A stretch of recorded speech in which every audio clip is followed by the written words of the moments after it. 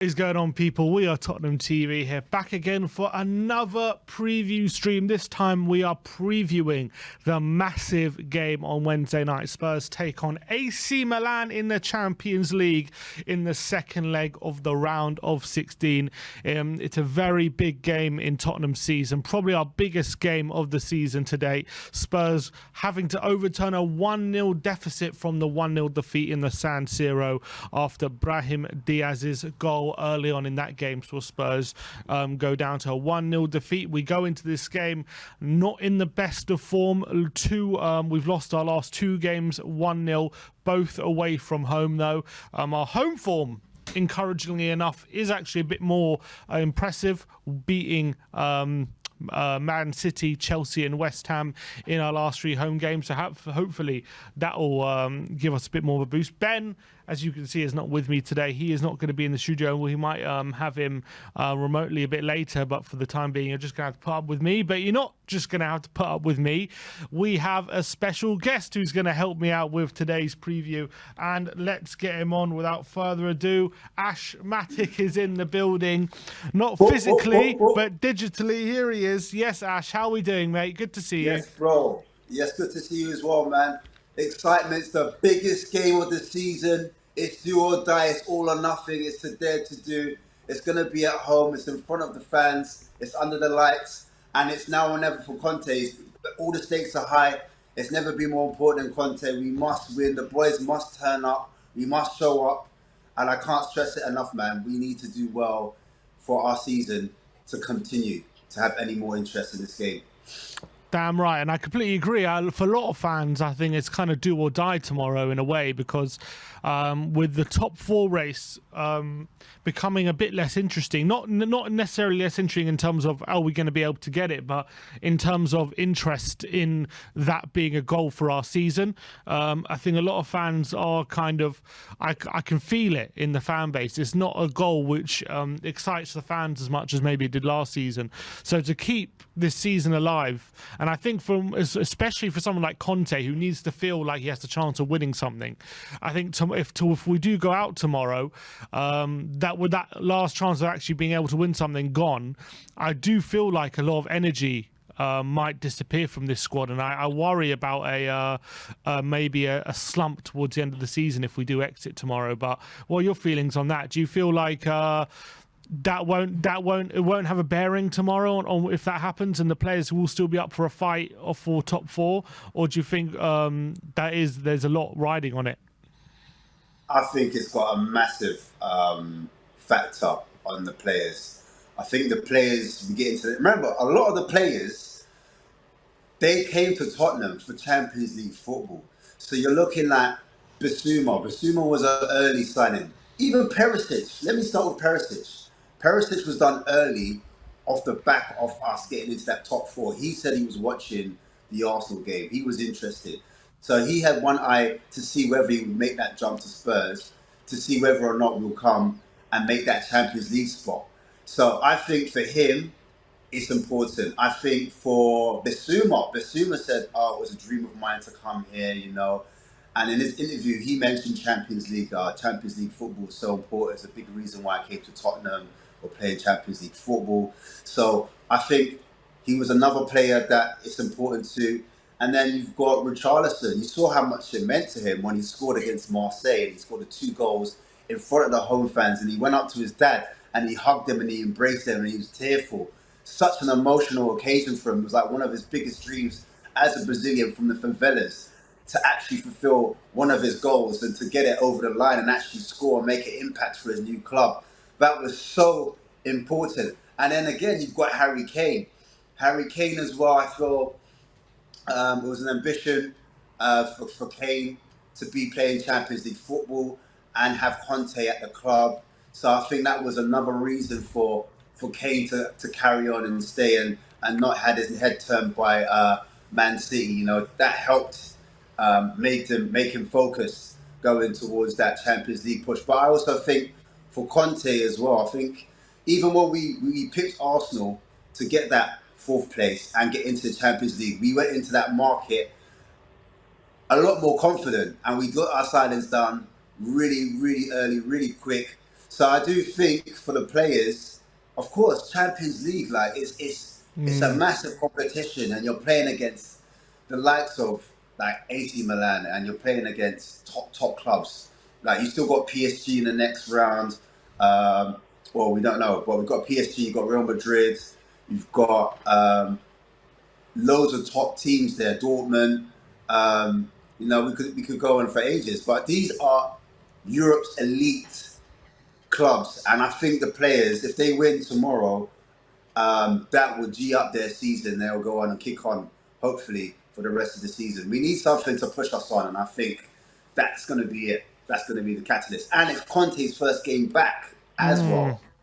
He's Yeah, been and missing. he's been talking a lot on his press conference. Antonio Conte. We'll get into some of his quotes in a little while, but let's for the start focus on the game tomorrow and how it's shaping up. AC Milan 1-0 up in the first leg with that goal from Brahim Diaz. There were doubts about Diaz and Giroud going to this game, whether they're going to be fit. Seems as though they will be. If we look at the form going to this game, it was interesting because the form last time was Spurs were not necessarily in good form going into it, but AC Milan had won their last couple games, I believe, moving to a back three. They kept up that form pretty much after beating us, but they have lost their last game on the weekend to Fiorentina away from home, 2-1.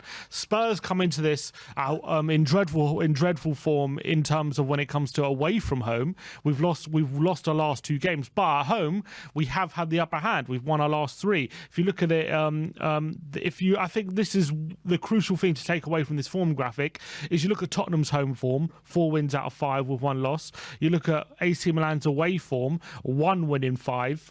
3 losses and a draw as well in there. So is that where maybe home advantage comes into play, and maybe that's where we'll gain that advantage? Because last time out in the San Siro, we were away from home. We came away with a 1-0 defeat. AC Milan, if you look at their home form, they've won their last 3 at home as well. So they definitely seem a lot stronger at home. So do you think the fact that we're playing this at the Tottenham Hotspur Stadium, that gives us a big advantage, Ash? Yeah, 100%. A lot of the players have even said that, when the crowd are singing your name, it makes you feel 10 feet tall. You feel like a giant. And there's nothing more better than having the home support, the energy, being the 13th man. And you've heard it at so many other clubs as well. Like, if you mention any of the top teams, the big clubs get through because of that support, because their fans are rallying behind them. If you look at Liverpool have an excellent home form. Why? Because of their fans. Their fans get behind them. And I feel like if we get behind Tottenham, the Tottenham players, the squad, if we get behind those boys, I think we can make a real difference, especially if things aren't going too well, because there's going to be periods where we don't have the ball. And there's going to be periods when it's not going our way. And when we were away from home against Wolves, we didn't have that. We didn't have anyone to pick up the energy of the boys when we didn't have the ball, and the momentum shifted a bit. Do you understand? We only had the away fans. The away fans weren't doing that part, but when it's different when you're under the lights and you're in front of the home crowd and you've got that south sound like right behind that goal, just creating so much noise, so much energy. I think it can make a real difference, and I think it shows in the form graphic, as you said. Yeah, and I think as well, just psychologically, when you know that you play so well at home, or or maybe not play so well, but you're definitely getting the results at home against some against some big teams like Man City, winning 1-0 against them not so long ago. Obviously 2-0 against Chelsea and 2-0 against West Ham.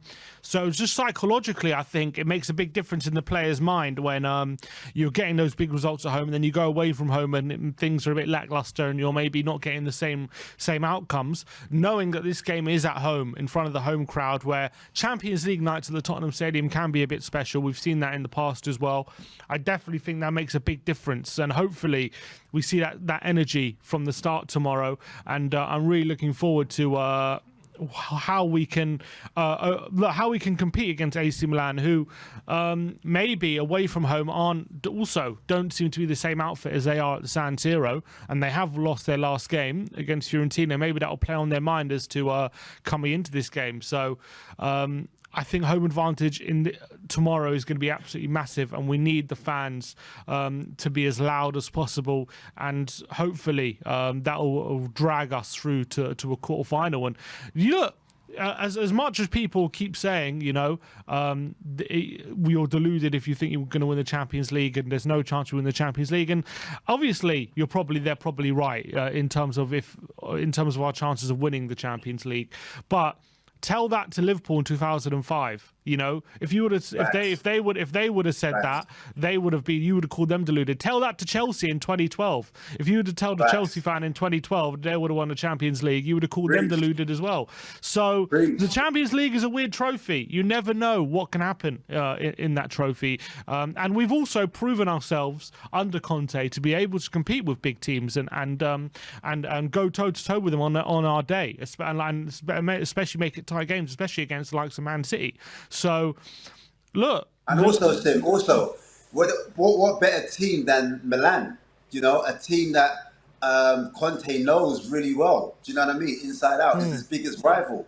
And as you were mentioning before, we often don't mention the psychological factor as a coach and how he's going to feed that onto his players. It's going to lead a lot more to him to beat Milan and progress. It also, for him as a coach, to get to a latter stage, a quarter final, going that step further where he's never gone as a coach. Maybe that him having that goal is going to spur him on, no pun intended. But we need those little small antidotes to come into the dressing room and to get into the minds and the psychologies and the psyches of the players' minds to build up the big game pressure. Because sometimes you need good pressure to kind of get your players up for the game, and then also you need your big players, your big characters to turn up and to lead as well.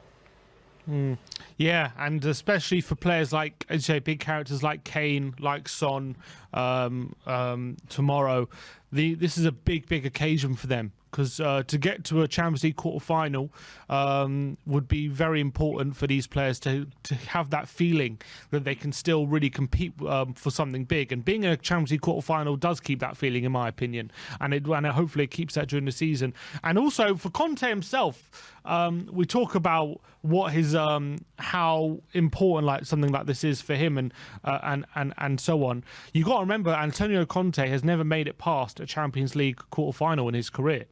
So this would represent, this is a blot on his copybook when it comes to his achievements as a manager. His European form is something that you can bring up to kind of imply that he could be, maybe that's the reason he's not up there with Guardiola or Klopp or some of these other managers when it comes to how elite he is, because of his record in Europe. And I think he'll know that, and he'll want to put that right.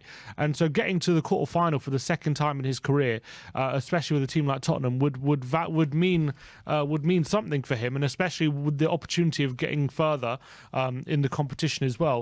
That would mean a lot to him, do you think? Yeah, and I think it would be a great deal. I mean, coaches, that they're very driven, especially elite coaches. They're very driven by results, accolades, and that's what makes them who they are. And he has that kind of personality as well, that kind of wants that challenge. He wants that pressure.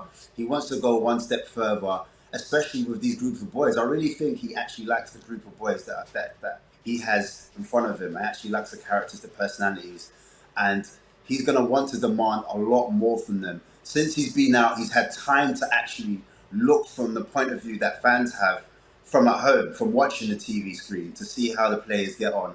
And also he's been talking to his coaching staff as games have been happening. So he's had the touchline experience, and also he's had the experience where he's not been on the touchline. He's seen it from an aerial view, like how we see it sometimes as fans. But I also wanted to mention how if we look at Pochettino's last season, when we did make it to that Champions League final, we weren't doing so well in the league as well.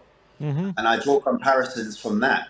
And the good run from that Champions League, we had big teams we had to play and knock out. We had to knock out massive teams to get to where we had to get to.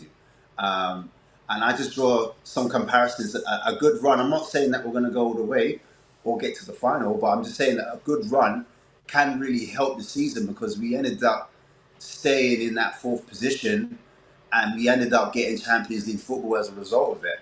And I know that a lot of fans, fourth doesn't really mean anything because, that we've achieved fourth already.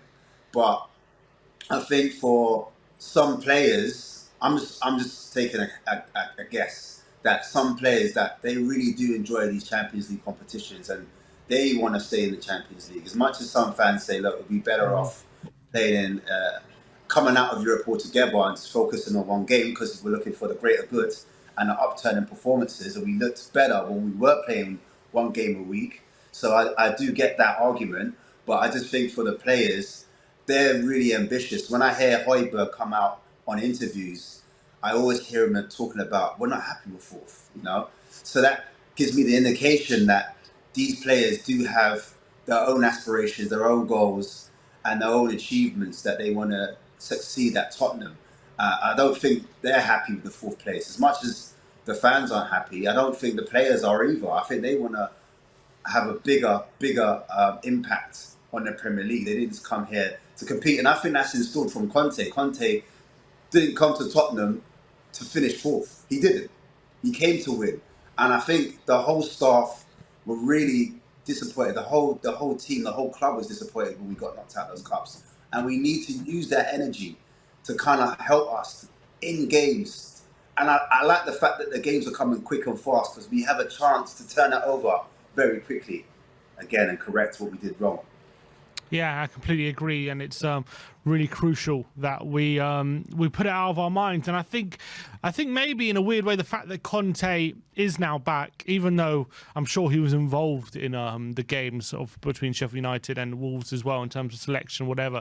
But I just think his presence and him being back and his energy will be a bit of a even if it's just a short-term thing, it will be a bit of a reset for the players. It will be maybe a kind of, hopefully you can get something extra out of them. Him coming back from Italy, because I think him being away for so long, Stellini having to take charge. I'm sure, look, clearly Stellini was getting some good performances and results out of the players for a short while, but I think the longer it went without Antonio Conte, that uncertainty about next season as well probably comes to the forefront of everyone's minds while he's not here, and that energy that he brings to the coaching and to training and to the matches. I think maybe it gives the players a chance to kind of miss it a bit in a way, because maybe the players, when it happens, maybe they get annoyed and pissed off that Conte's always going at them and stuff, but then maybe it's kind of one of those things where they don't appreciate it until it's gone, and now the time it went and now it's coming back, hopefully it can represent a bit of a bounce for the players and have him back in training and have his energy. If we're looking at AC Milan, no, tomorrow we've picked out two of the star men who we have to watch out for, and there's no surprises in the players. Rafael Leao being the main one, 8 goals and 6 assists in 23 starts this season. He's really coming into his own in Serie A, and obviously a Portuguese international, played at the World Cup, scored at the World Cup as well. He's going to be a massive danger, and he was probably their biggest danger man when it came to the first leg as well. Even though he didn't score, he was the real one taking the game to us, I felt, on the left-hand side. And obviously Olivier Giroud, a striker who always seems to find big moments in big games. One with supreme hold-up play, a real tricky customer when it comes to crosses in the box, and still a very underrated striker even now. And they've got the likes of Zlatan Ibrahimovic and Divock Origi if things are not working for Olivier Giroud. But in terms of their danger men, are those the two you're looking at and thinking, if we can stop AC Milan, if we can stop those two, we can stop AC Milan pretty much? Yeah, because in the first game, I felt that Emerson Royal was against Leao quite a lot of the times, and I thought that Leao was getting the better of him, and even Hernandez, I would say as well. I think a lot of the crosses were coming in from Leao, and a lot of the dribbles down that side, Emerson wasn't able, or even Romero wasn't able to deal with Leao's trickery. And it's almost funny. I always see Leao, he plays with a smile on his face, a bit like Ronaldinho. He's always happy when he's dribbling at players. So you could just tell that he's a tricky customer, and when you're playing like in a happy state, this is another psychological thing as well. When you're playing in a happy state, you've got less pressure, less anxiety, and you're not thinking about what you're going to do next. It comes almost instinctively, and when you're more instinctive, that means you can chop, you can change, you can come inside, you can come outside, and he was doing that. He was really hard to deal with, and he was their most forward player. Giroud was high up, so Giroud would get the ball in. Sometimes he'd flick it on, or he'd do a one touch, and then Leao would run onto balls. And if he wasn't running onto balls, he was dribbling it and then crossing it into Giroud. Giroud was the danger man, and he was getting those knockdowns inside the box, or he was trying to finish what Leao was crossing in. And sometimes Leao would come inside as well, and he would have a shot himself. So I've looked at some of the heat maps, and it's all on Emerson's side, all on Emerson's side. The and heat Emerson, maps of who? Sorry, the heat maps of Leao. sorry, Leao. Yeah, you go. Do we have them? Can we bring that on? Yeah, just give us a sec. We can bring that on the screen. No, so it'll be his Leao's heat map. No. Oh, did you send it? Don't know if we can see it. Is that everything? Well, just to add to that, Yeah, go on. as you're bringing it up, he had 6 crosses from that side, and obviously 2 of them were accurate. So 2 of them ended up in chances, and he had 3. He had 4. He created 4 long balls with 3 of them actually reaching their target. So you can see they like to go direct. They like to go direct. So when he's not dribbling and he's not crossing it into the box, he's also got a trick in him that he can do a long ball into their front line, into Giroud. So he's dangerous on that side as well. So it's not just the crossing that we're looking out for, but yeah, Emerson Royal did have a problem on that side, even down to like the first goal. Just moving away from Leao for a second, the long ball came in from defence. They did a long ball, and Romero got underneath it, and they won a header, and that's ultimately what created the shot, which beat the shot was saved by obviously Foster, and then the goal was headed in, and that was the first goal, and that was down that side, and then in the second half, it just continued. It was like constantly they were threat down that side. So I think it's just another something that we have to look at, because we always talk about Emerson, how good he is defensively, but in that game, Leo also completed 8 dribbles. So that's quite a high amount of dribbles to complete during the game, especially if you're against Emerson Royal. And you know how good Emerson Royal was against Grealish. He brought Grealish down, and Grealish is quite a good dribbler, but Leo seems to be like a different level, a different customer. Yeah, and having said that, so there's a lot of talk about who should be playing in the wing-backs. Obviously, Dye is suspended anyway, so we know that that might affect who we can play at wing-back. But with Leao's threat from that side, would you say we have to go with Emerson on the right and Perisic on the left, or would you consider maybe Porro with Perisic on the left, or what were you thinking? I can't see, if it wasn't for Dyer, you could have a different debate, but I can't see anyone defensively anyway. I can't see anyone else that's going to live with Leo on that side. I think he's their biggest threat going forward. I think a lot of the play comes through him and Giroud, and so you need to have you have a stopper at source. So if one of our strikers or one of our double pivots push up the field and they stop the defenders from putting those long balls in, or they stop someone like Tonali doing those long balls from midfield, because he likes to do a long ball as well. If we try to stop those balls in from behind, from the source, then that's another way to stop the ball getting to Leao. But once the ball's got to Leao or Hernandez on that side, then I can't see Porro defensively being as good as Emerson Royal. And then obviously you need Romero there to back him up as well and be front-footed. And when it comes to duels, ground duels, those are our two most productive players defensively. So I think you have to go with Emerson on that right. So then you look at your left wing back and you think defensively, you probably would want someone like Davies because defensively, Perisic is quite shy, especially when it comes to like blocking shots, making challenges, interceptions. That's not really his strongest point. So defensively, yeah, Perisic is a concern. He can switch off as well, and because of his legs as well, he sometimes pushes high up, and he's not able to get back in time, or sometimes he's walking back when he should be running back.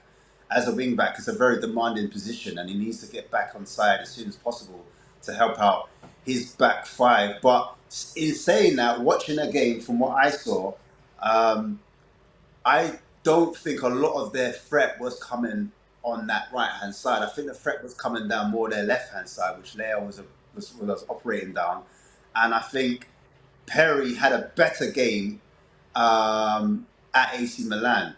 I think he was up and down, especially in that first half.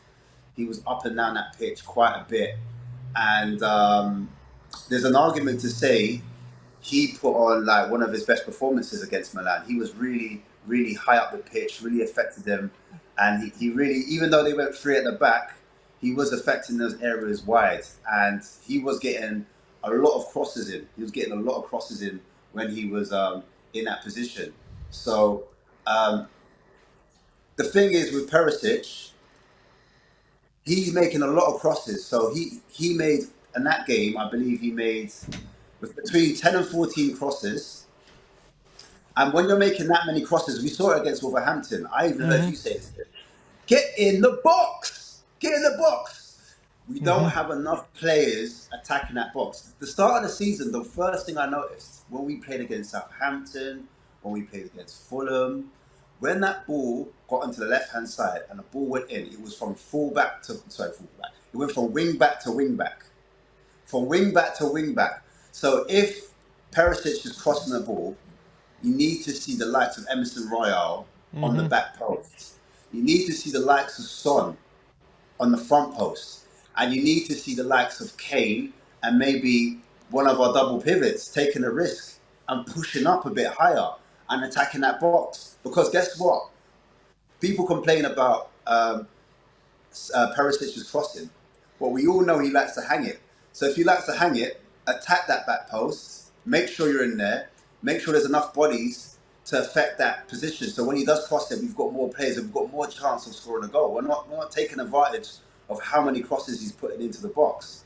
I am not happy that he doesn't take his man on as much as he would do in his younger days. Because for some reason he's checking in and he's with Perisic, with a lot of the players, not just Perisic, he's not opening his body up.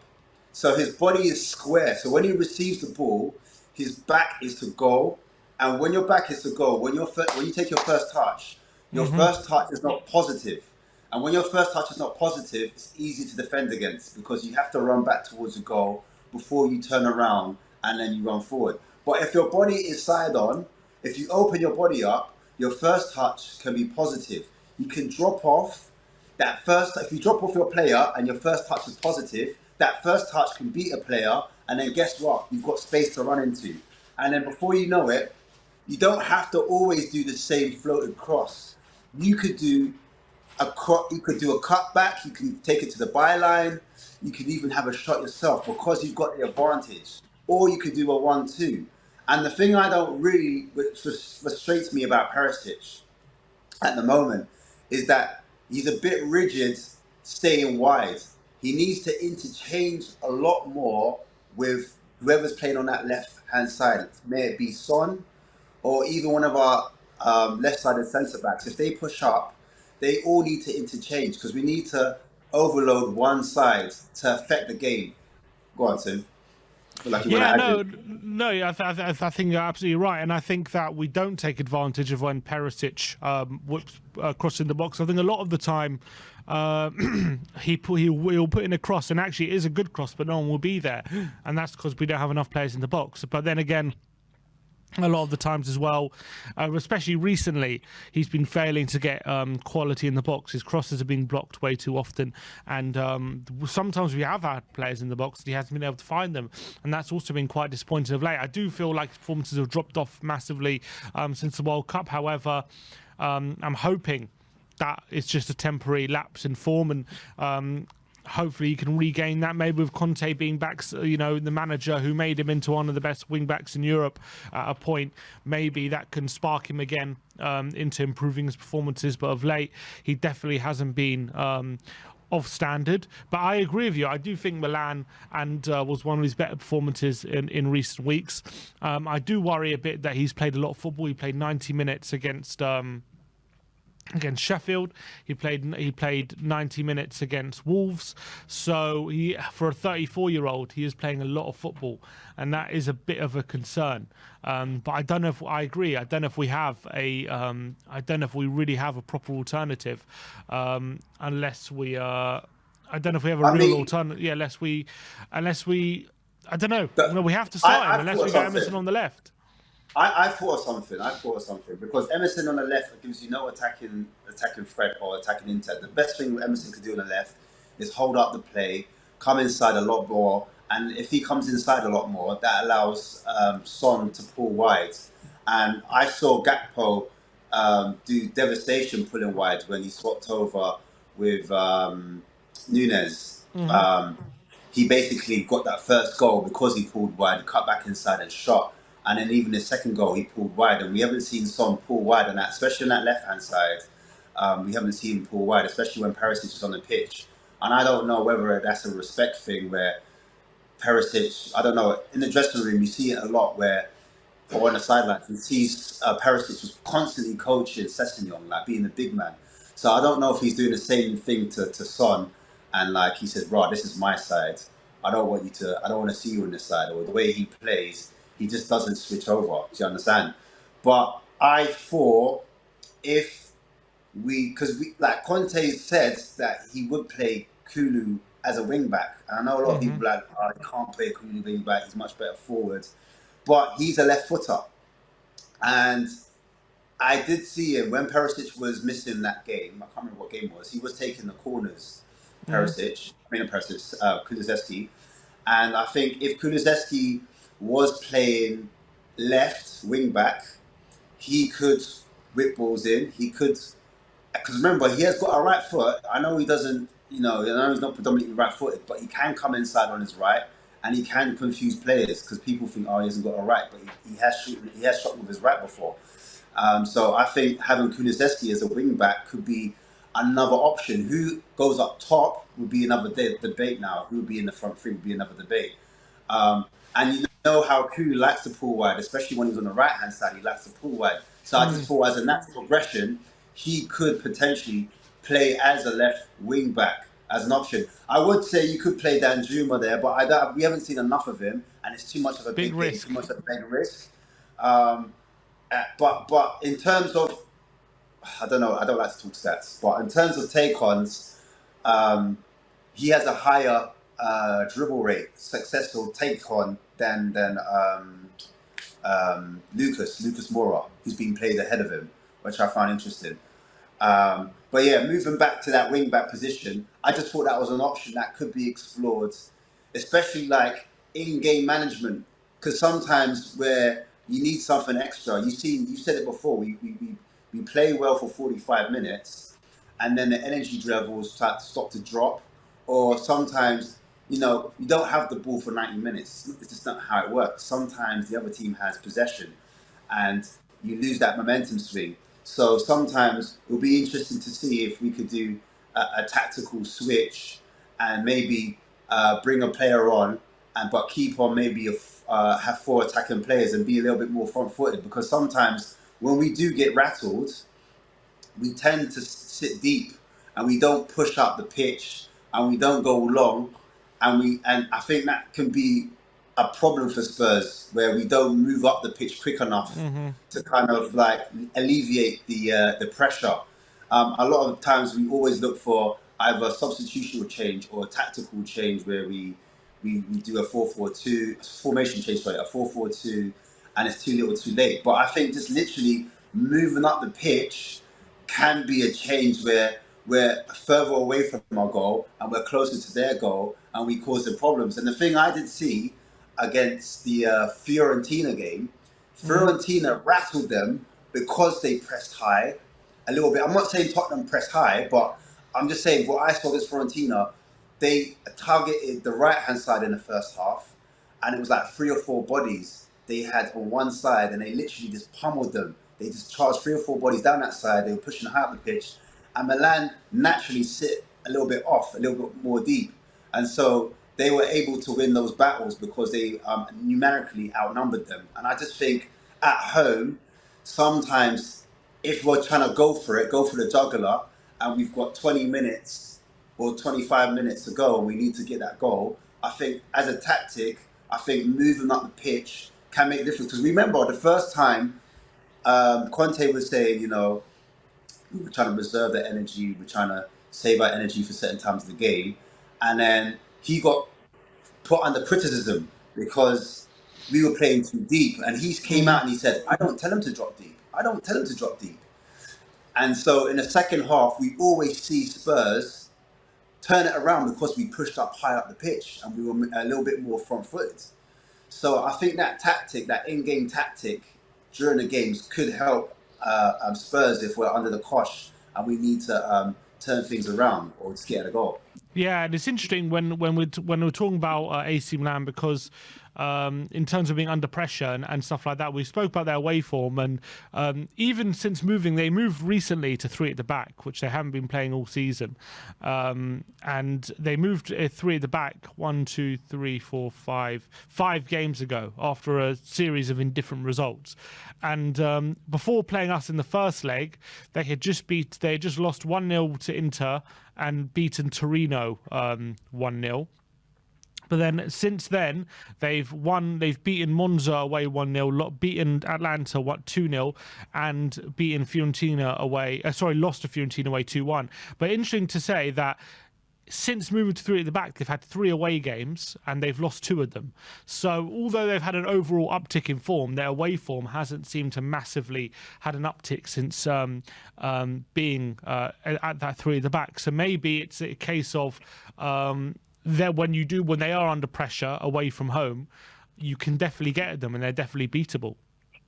Yeah, and I think a lot of fans are scared of Tottenham playing high press, and I'm not saying Tottenham to do high press. That's not what I'm not saying. We do Gurgen press, Liverpool style clock. Everyone goes front foot forward.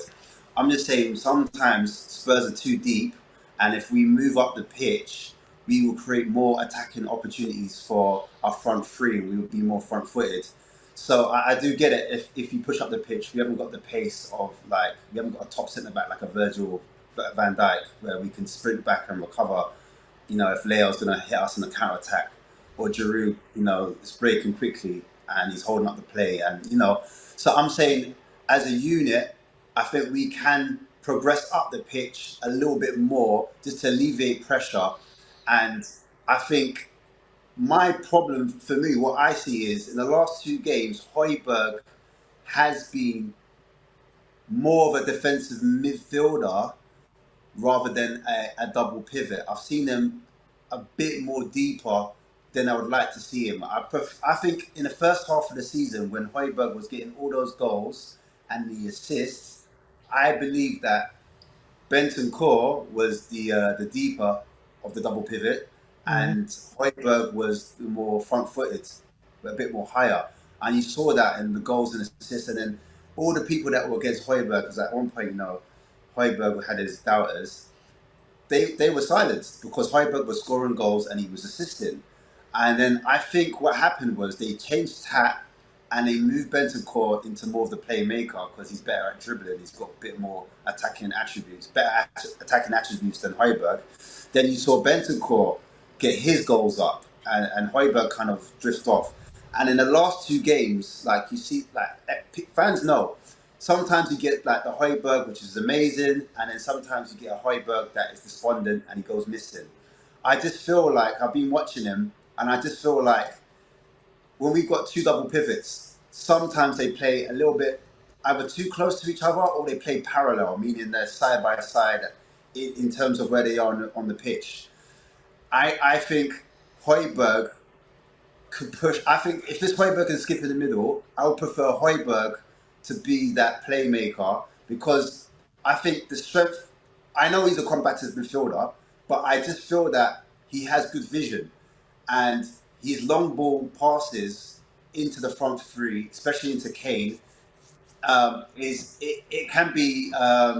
We can take advantage of that. I think we can take advantage of that, and he does. He's got a good pass on him. He's got a good weight pass on him, and he can shoot as well when need be. So I would like to see Højbjerg take up certain positions a little bit further forward. Yeah, I agree, and I think I reckon he's better in those positions than Ollie Skip. Although Ollie Skip did score a nice goal against Chelsea. Looking at our predicted lineup for AC Milan, then if you can bring that on. I'm looking at their team. Mike Maignan, who didn't play in the first leg, is probably set to return in goal. He's played the last couple of games. You've got that front three of Diaz, Giroud and Leao, although Diaz and Giroud were doubts, but they did train today, so they're set to reprise their roles. For me, the big avenue there is Theo Hernandez on the left, who gave us loads of problems in the first leg. You got Tonali there, Alexis as well, Tomori at the back. He's been fantastic for AC Milan. Looking at that lineup, would you say that left-hand side, where they gave us so much trouble in the first leg, is that the danger? And maybe we can get at them on the right side. And we do focus a lot of our attacks on that side as well. So maybe that'll benefit us. The fact that we do focus a lot with Perisic, with Sonny down that side a lot of the time. And maybe as well, I feel like with Kulu is quite good at tracking back. You've got Emerson there. You've got Romero on their right-hand side. So maybe our team should, in theory, be really suited to combating where AC Milan are at their best, and maybe as well exploiting where they're at their worst. Yeah, I totally agree. It's definitely that our left-hand side can get at them. And I think it's just, for me, I like my teams to be interchangeable, fluid, because they would have done their homework on us. They would have seen that the side we like to attack down the most. They would have looked at Kane dropping in deep. They would have looked at Romero, how front-footed he is when he pushes forward. They would have looked at how Emerson checks inside a lot, does those inside runs, and they would have looked at his last performance against them. And I think they're going to be wise to that. So I think on that left-hand side for us, if Longley, I thought Longley did all right as well. There was a chance that he had where he kind of pushed forward and he actually dribbled into their box in the second half. And the difference between us and them is they scored from it, we didn't. And Longley tried to put a ball in, and their defender was better than Dyer at blocking that crossing from Longley. But the fact that Longley got involved made that extra threat on that left-hand side. And sometimes we see Longley pop up in those spots and he pulls up in the half space, and sometimes he does either a pass into the channel, or sometimes he'll dribble, and sometimes he'll do a diagonal pass into one of our front three. And that's what we need. We need one of our centre-backs that they take turns to push forward. And I wouldn't mind seeing someone like a Longley or even Davies, because Davies will probably be there if Perisic is there. Davies is good as well at just doing those off-the-ball runs when he's not got the actual ball himself, and he just runs into that area on the edge of the box, on the corner, on the left-hand side. That could occupy a player, and that's what it's about. Once you take a player away, that opens up holes and spaces for hopefully Son or Kane, because a lot of the time we've seen it at games where they're doubled up against, and you need another player to occupy that space, to take away players. So if you've got Davies and Perisic taking players away from that left-hand side, Son pulls wide, and then even Kane pulls a little bit to the left, still central, but pulls a little bit to the left. It's going to open up spaces for maybe Kulu on the right. Who knows? Do you know what I mean? Maybe Højbjerg arrives late as well, and he's got space. So I think that left-hand side, there, right, is definitely something we can definitely pinpoint and attack. All right, very interesting. Obviously, Antonio Conte has been talking in his press conference. He is back after his gallbladder surgery, or after he kind of came back and then it felt a lot of pain again, so he had to go back into recovery. But now he is back again, hopefully 100% this time. He was asked what represents success this season for Tottenham, and he said that basically he said, for me, the season represents success if we can fight for big things and to win something. And I think this has to be our target. Tottenham as a club has to need this target every season to fight for something important and to fight to win. But to win is not easy. It is not simple, and I think we are in the country where it is most difficult, where it's the most difficult country to win something, because in the Premier League the level is really top and you have a lot of teams that want to win. Many teams are going to improve year by year, and for sure we have to try and be prepared to improve the level. And in my opinion, about myself, every season I want to fight to be competitive, to win something. If this does not happen, it's not positive for me. In that response, do you apart from the Champions League, do you think we can still represent a success this season, or does it all rest on this Champions League then for him? Do you think there's a good chance if we do go on Wednesday, he might leave before the end of the season? I think he's not a quitter, Conte. I don't think he quits. So I can't see him walking out. That's not his personality. He's a person that keeps to his word, and he's not someone that deviates. He doesn't flip flop. He basically just stays in his lane. So I think he desperately wants to do well in the Champions League, and he's almost admitting that, because the league's so hard, so many top teams. It's not Serie A where you've got like maybe 3 or 4 top teams. You've got about 6, 7 teams all pushing for top 4. So when you take that in, you put that into context and you take that into consideration, I think what he's trying to say is, by achieving a top 4 place, that in itself for us, and you have to look at the season we've had, where we've had a lot of inconsistencies in terms of injuries.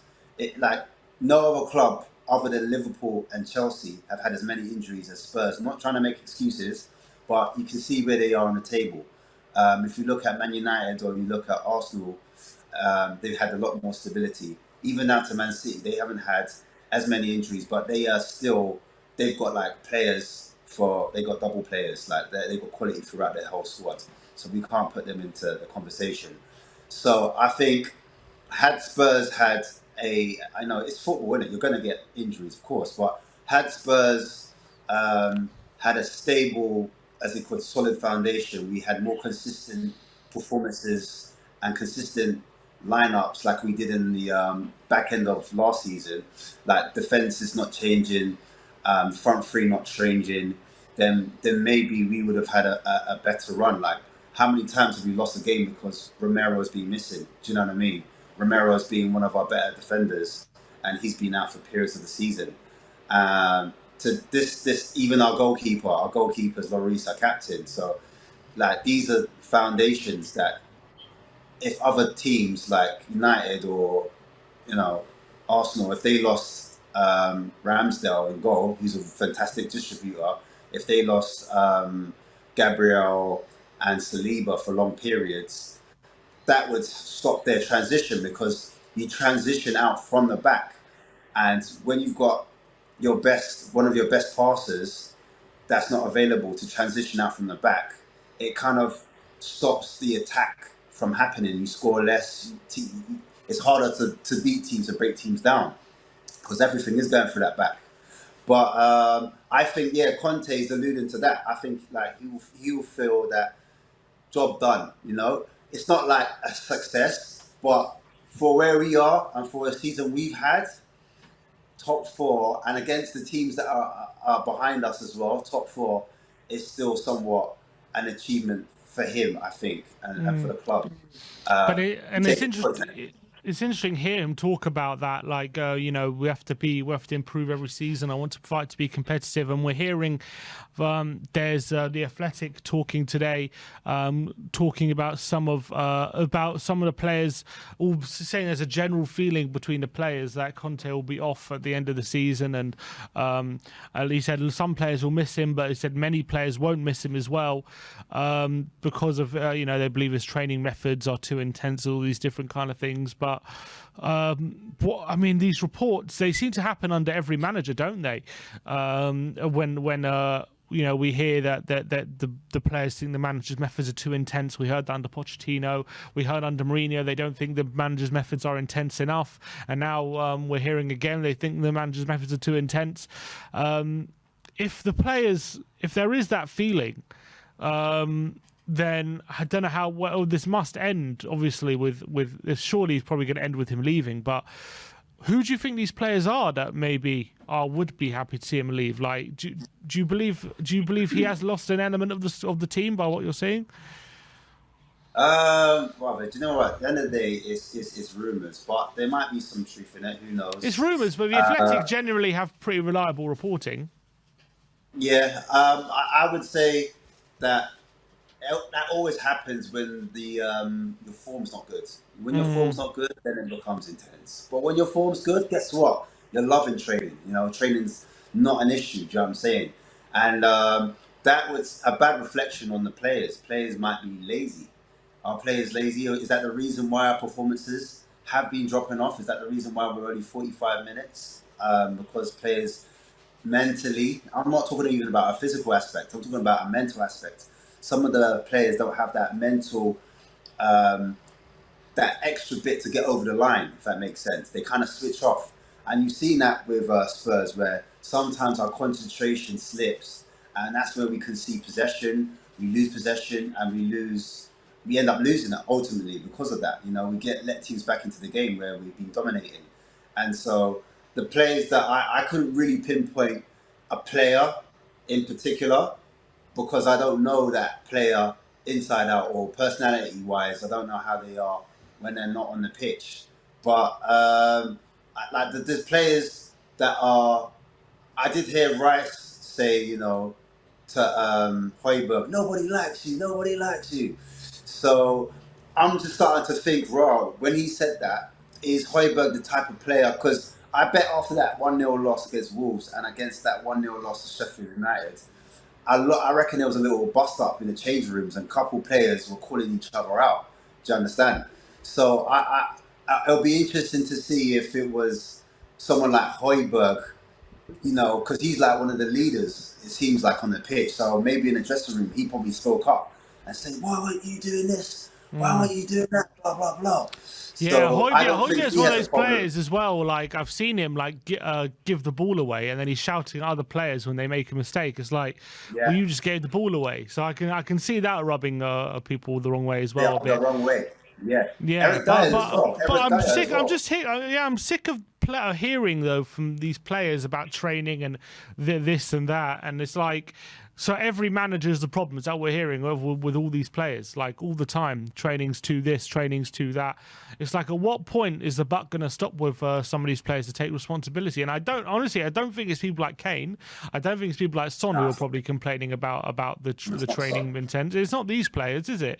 So is it these same voices that we keep hearing? I don't know if it's new players as well, because I'm thinking, I don't think it's Kane, I don't think it's Son. I don't think it's Davies, because like the players that have been here the longest, they had tough regimes under Poch. Poch trained them double sessions. Do you know what I'm saying? And the players that weren't happy, he got rid of. And then he spoke about refreshing the squad. Players that didn't have that mentality, that didn't want to work for the club no more, they had to go. So it's interesting. Maybe it might be some of the newer players that are complaining and that are whinging, or players that aren't getting into the regular starting 11. They're whinging because they're not getting their chance, but they're still having to work their socks off in training, and then that negativity is feeding into the dressing room and into the other players. Do you know what I mean? Because one thing goes wrong, you're looking for any excuse to start kicking off. Do you know what I mean? Oh, well, it's not my fault. I was tracking back. I tracked back, and I didn't lose the ball. You lost the ball, and I was open. And then it becomes like bickering, tick for tack, you know. But it just takes a few older players, older heads, and calmer personalities to kind of simmer things down. I don't think Emerson Royale complains about training and fitness because he's come under a lot of scrutiny, and he's one of those players that I feel like he works hard. If he doesn't get right, he doesn't put his head down. He kind of goes away and comes back and he tries to get on with it and tries to do well. So I don't think it's a lot of players. It might be one or two, and it might not be players that are on the starting 11. So I don't know if that answers your question. But Yeah, it's probably 100%. We know with Conte, he likes to have his doesn't like to use, a lot of the time he doesn't like to use his squad, even though he complains about having a small squad and this stuff. But a lot of the time he keeps his squad like quite tight and only swaps a few players. So maybe it might be some of the players who just aren't being picked at the moment, and that might maybe have these complaints about Conte. That's why maybe we're seeing Lucas a bit more, and we're like, bro, why is Danjuma not? What's the point of bringing him? That could be one of the factors why Lucas is maybe coming on. I know Lucas is quite happy-go-lucky and he's good energy for the dressing room. Do you know what I mean? And I think the article I did read about Emerson Royal, he was like, Lucas Moura is like a father figure to him. Do you know what I mean? So maybe he's one of the players that always gets put on because of his responsibilities, character inside the dressing room, how he picks people up. And also remember when Emerson first came, he did the interview for him, and he was the translator, and he was the one that introduced him and showed around. When Richarlison came in, Lucas Moura was there again to kind of integrate him into the squad. He's the one that speaks Portuguese, and I know Richarlison spoke English already, and he was a bit more settled in the league, but you know, he's there again to kind of unite the boys. And I know Richie's got his personalities. I think Emerson was saying he's young at heart, a bit like Richarlison. He said they're very similar. That and then maybe like because Lucas is a father. I know Emerson's going to be a father soon, but maybe that has something to do with it, and he has that responsibility. So that's what I think. Ash, I'm taking all that into account. Then going into tomorrow. How do you pitch it's going to go? What's your prediction? What do you think the score is going to be? Well, showing me that graphic, this really did sway. Before this game, I was quite negative towards our performances, albeit that we've had more domination than teams. Like against Wolves, we had more possession.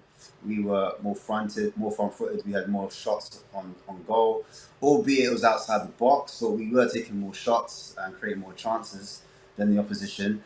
And again, with Sheffield United, it was the same thing. But we came away with 1-0 losses. But I feel that that those were away games. I think the 13th man will make the difference. I think the fact that Conte's back will make the difference again. I think that home form is going to be vital for us in the psyche of the players, in the back of their minds. Just having Conte not just in the dressing room physically, but on the touchline physically, it might help certain players, give them a boost, improve their performances when we start to dip during the game or against the Kosh, so we need to improve things.